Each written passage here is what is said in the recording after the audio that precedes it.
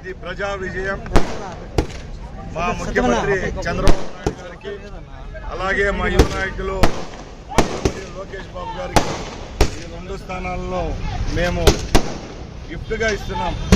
ఎందుకంటే ఈ 14 నెలల్లో జరిగిన సంక్షేమ ఫలాలే ఈ భారీ మెజార్టీకి కారణం. ముఖ్యంగా జగన్మోహన్ రెడ్డి ఇప్పటికైనా తెలుసుకోవాలా, ప్రజాస్వామ్యబద్ధంగా ఎన్నికలు జరిగితే ఇలాంటి తీర్పులు వస్తాయి.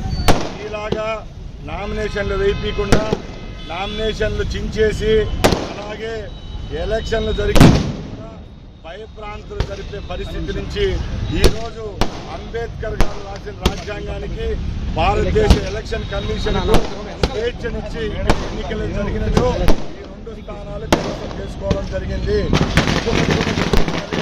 ఈరోజు స్థానాలు కూడా వైసీపీ సిట్టింగ్